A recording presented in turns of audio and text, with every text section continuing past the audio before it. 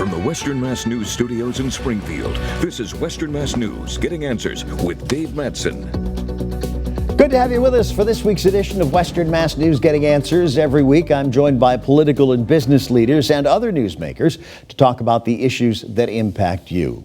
This week, my guest is Greenfield Mayor Roxann Wedegartner. She joins us by Zoom this morning as we tape on Friday. The weather is not very good, and we didn't want her to drive from Greenfield to Springfield, so thank goodness for Zoom.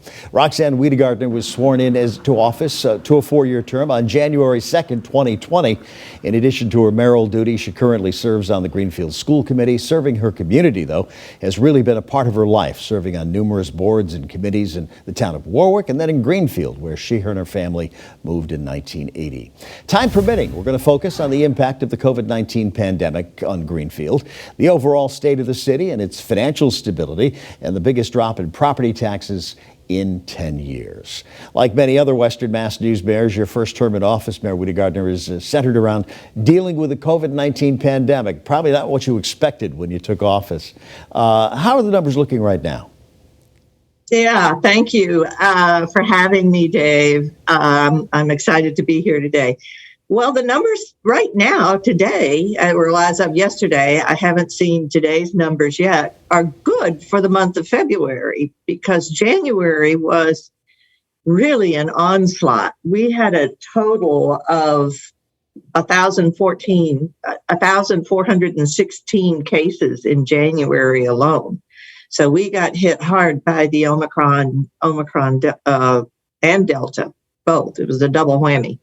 So today, or as of yesterday, we had 22 cases for February. That is a definite drop in the number of cases per day, because in January, some days we were up as much as 50 to 60 cases and more. Right now, I call that a good sign. And, we go by the science, we go by the data. and do what we think we have to. And trust the experts. Now, you have to be pleased with the vaccination rate in Greenfield. Latest I read, it was like 71% of the population fully vaccinated, 81% with at least one dose. Those numbers have to be some of the best, I would think, in Western Mass. I don't know about that, but I am pleased with it. But it's a bit of like so many things, particularly with the pandemic, a double-edged sword. We had in January of 21, we opened our vaccination clinic at the Johnson Senior and Community Center, and we did 52 days straight of vaccinations. So we should have a good vaccination rate. I feel like with 52 days straight, a year ago, we ended in June of 21. It should probably be a little bit higher. So we continue to promote vaccination. We'll have the state's Department of Public Health Vax Bus will be here February 16 once again, back at the Johnson Community Center. So we look forward to welcoming some other people to get their boosters, for sure, if they haven't been boosted, but also to begin their vaccination. Do you figure by now, too, if folks haven't gotten the vaccination by this point in time, I mean, it's been out there for a little over, almost a year right now, that they're probably not going to get it? I'm fearful of that. Yes, I think that's certainly a valid assumption that could be the case. I do know that sometimes you'll talk to people about getting a vaccination and they'll go, I just have been putting it off. I don't know why. I might as well go get one. So we're giving them that opportunity on February 16th from 2 to 6 p.m. Come to the Johnson Center. And I suppose, as mayor, that's really all you can do. We're going to put it out here for you. We encourage you to get it, but it's in the bottom line, it's up to you. That is absolutely correct. We certainly don't go round up people and have them vaccinated. Now, in your recent State of the City address, you had mentioned that Greenfield has managed COVID-19 with expertise, resilience, and also with success. Let's talk about that. What works so well for you? What works so well for us is I have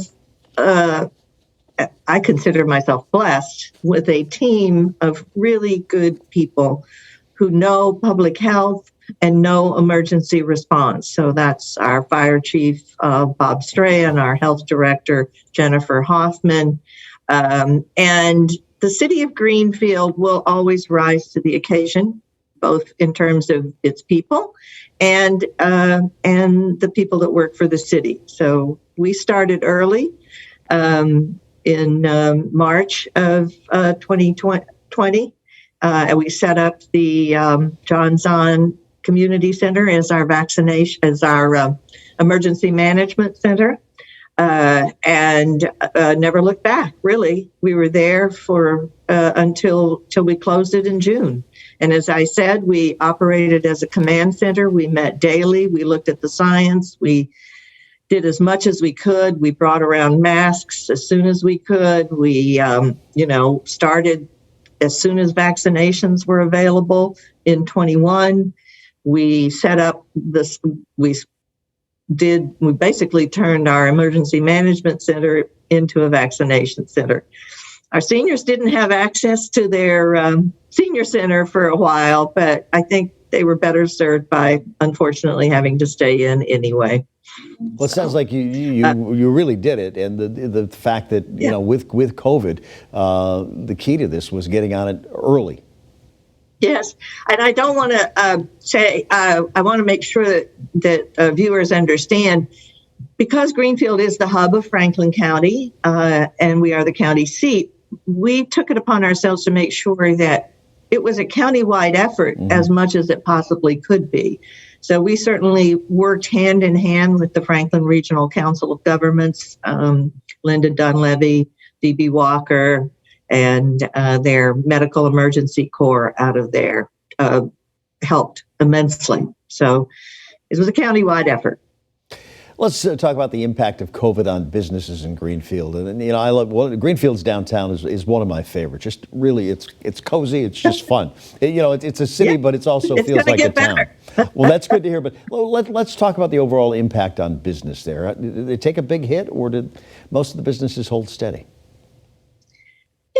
It feels like a mix. I certainly think there's probably businesses that closed down, but at the core businesses, and certainly our major employers, advanced manufacturers out in the industrial park, and so the hospital and to a certain extent GCC. I mean, it's an educational institution. They had their own challenges.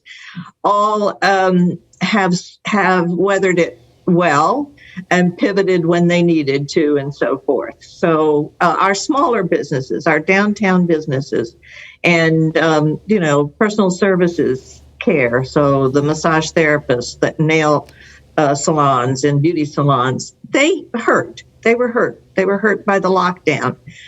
So we started a loan fund for those businesses, and we gave them through our some state money and our community development money. And we gave out over $250,000 in small loans to businesses. That those loans were low interest and basically forgivable if you maintained your business and maintained what level of employment that you could. So I think we've heard from people that that's helped them both stay open, pay the rent, and most important, because I've owned small businesses before on a shoestring, not go in deeper in debt. Yeah, the key to anything. Now, I know late summer you looked to Greenfield residents for their suggestions on how to distribute the American Rescue Plan Act money. Greenfield, I think, received over $5 million. So how's that money been used, and what's the input been, and what are the plans for the remaining money? Thank you for that question. I mean, what's better in the middle of a pandemic than to find out $5 million flew in out of the sky, So for Greenfield, that's a fair amount of money. It could certainly be more. As I've tried to tell people, I could spend that in, an hour in the city of Greenfield. There's so many things that need to be taken care of, but ARPA has its restrictions, so I have to live within that. And right now, I certainly haven't. We received the first half of it, so a little over $2.9 million. We'll get the remaining half this coming August. And I devoted the better part of it to getting GSAT, our internet service provider, municipal internet service provider, for a Comcast competitor, by all means. Then they need to finish their build out, both because there's citizens in the city of Greenfield that don't have the ability to get that internet service yet. And it's an enterprise fund, so it does need to make its own way eventually. So I devoted $650,000 to complete the build out of GSAT here, which is our, under the broadband aspect of ARPA, the American Rescue Plan money. I've also committed $25,000. The bulk of the bulk of my community assistance money has gone to housing and caring for the homeless. And we don't do housing in Greenfield. We rely on our service providers and our nonprofits.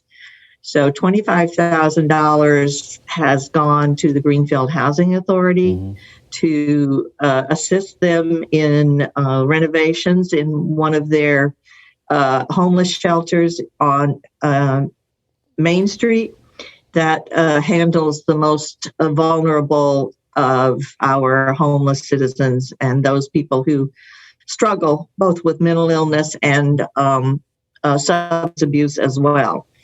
And they reached out early, asked for the assistance, and I was really glad to be able to give it to them.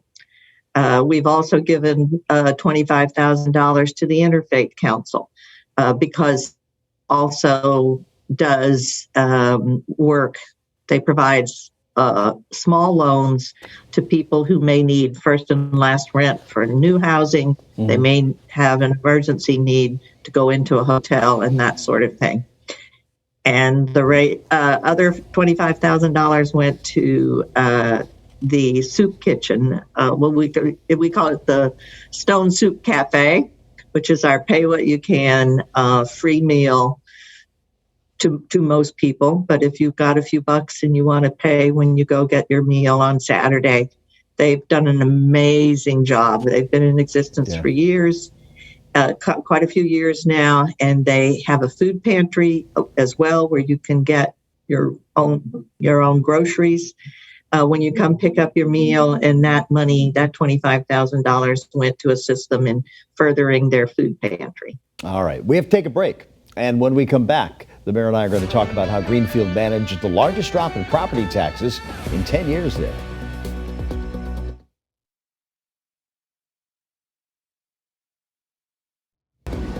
Welcome back to Western Mass News Getting Answers. My guest this week via Zoom is Greenfield Mayor Roxann Wedegartner. Mayor Wedegartner, in your State of the City address, you talked about it being an extremely challenging time to generate revenue. Let's talk about that. Oh, it certainly is. If you can imagine, a great deal of our revenue here comes from our things like our hotel and meals tax, our excise tax, and of course, taxes, residential taxes and commercial taxes. So property taxes. So all of those, in a sense, took a hit in the pandemic. Certainly the meals and entertainment taxes, and to a certain extent, excise tax. Although I will certainly in 20, maybe a little more, and maybe a little bit more challenging in 21. But people did take some of their money that they got from the federal government, their assistance money, and purchased automobiles. So that did help. Greenfield residents do pay their taxes. They take pride in the fact that they do, even if they think they pay too much. But they do take pride in the fact that that is something that they do. And we were grateful for that. It was That was very helpful. We did assist them in 20 for those people that lost their jobs or had reduced workloads, work hours. We did extend their timeline to pay their taxes. Sure. Now let's talk about taxes. The tax rate has dropped, the largest decrease in 10 years, as I've read. How were we able to do that? We did it in a variety of ways. Again, another bit of a pleasant surprise, because I was mostly anticipating that we were holding it steady, not having. And so to find out that we were able to drop the tax rate and by a significant amount, was certainly good to hear. So we do it we made a commitment when I came into office, my staff and I, to professionalize the city of Greenfield as much as possible. And that we have an excellent finance director, and she's definitely someone who knows municipal finance, backwards and forwards. We consistently apply for grants to assist us with some of the more expensive things we have to do. We adhere to a strict policy on capital borrowing, and we use technology and continue to improve our technology to both receive and manage the money that comes into the city of Greenfield. But quite frankly, I think we owe this year's drop in tax rate to the strong real estate market that we had here. And we finished our 5-year reval that's mandated by the state. So the revaluation of both your commercial and your residential property. Both of those things made us have higher real estate values. And so, again, a bit of a double-edged sword. Sure. We want growth. We need growth. And your real estate values, if they go up, allow you to have more value in your property, but you do also pay more taxes. So sure. It's the double-edged sword, like you said. Now, you also said in your State of the City address that Greenfield's long-term financial stability depends on increase in the market value of its real property. How do you plan to do that? Well, again, the word growth. So we have a robust economic development department. In that, we have we have MJ Adams, our community and economic development director, and she works tirelessly on both the community development side and the economic development side. And we are looking at some nice potential growth opportunities here in the city of Greenfield going forward. Some development out at the Rotary with sort of a phase 1, phase 2 of a hotel and retail development, starting with the retail development. And we have a lot of projects going on Main Street that I think will entice businesses and residents to come. So growth is what we need. So, and that's what will ultimately, commercial growth in particular, lessen the tax burden for our residential owners. All right, we're going to take another break, and when we come back, Mayor Wedegartner and I are going to talk more about business development and some infrastructure improvements too. Stay with us. Welcome back to Western Mass News Getting Answers. I'm pleased to be joined this week by Greenfield Mayor Roxann Wedegartner. Mayor Wedegartner, let's talk about everything that's going on in Greenfield. I know you got the Winter Festival this weekend, the 100th, but let's talk about one of the key projects up there. It was approved a couple of years ago, the library construction project. Oh, yes, and that's going great. We just had our weekly library building committee meeting last night. The foundation has been poured. It is curing or whatever it does. I inquired about the weather and the impact that might have on it. And I'm told that they have this intricate heating system that they've laid temporarily there and that helps keep the temperature regulated in the concrete that they poured. I always wondered how they do that in the wintertime up here. Now I know. But it's on time, on budget. We are really looking forward to it. I'm told by the architect that once it starts going up, it's going to look like, oh my God, that's so big. People are going to be wondering what the heck is going on there. But eventually, it'll all come together, and Sure. it is a beautiful design. Let's talk about. No, go ahead. I just wanted to say it's the first purpose-built library in the city of Greenfield. Mm-hmm. You know, the picture that you showed a few minutes ago is a beautiful building. It's a beautiful historic building on the National Register, but it was built as a house in the 1700s. So, and added on to over the years. So that is, this is a library, a real library. So it's time. It's time For that new one. Yeah. We touched on this a little bit, about Greenfield's downtown. Let's talk about downtown development. I know one of the keys down there is those small businesses you have there. Yes. So actually this coming Monday at 7 p.m., we will hold a online meeting, public forum.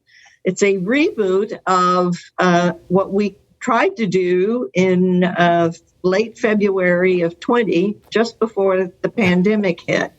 It was an effort called A Deliberate Downtown Growing by Design. And it is to take the assets that we have here in downtown Greenfield and the fact that we have a real Main Street with real businesses and services on it, and just enhance it in as many ways as we can.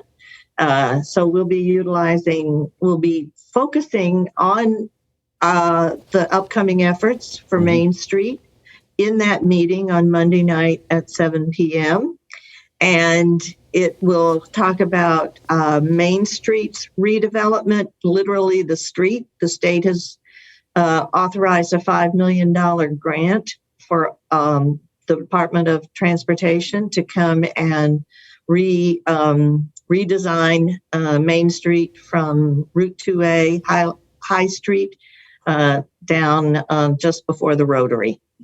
And what they'll be doing is putting in bike lanes, moving from angled parking to a more safe parallel parking.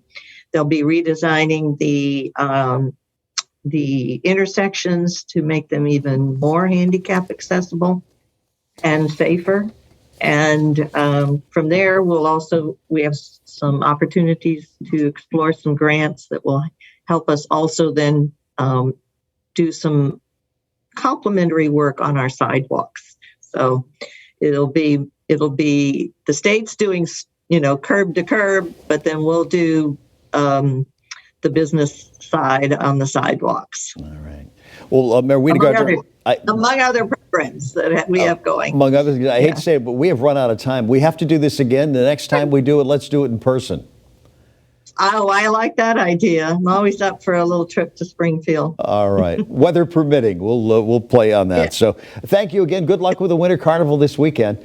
My guest again, Mayor Roxann Wedegartner from Greenfield. I want to thank her for being with us. And thanks to all of you for watching. I'm Dave Mattson. Stay safe, stay well, and if you can, join us next week for Western Mass News Getting Answers.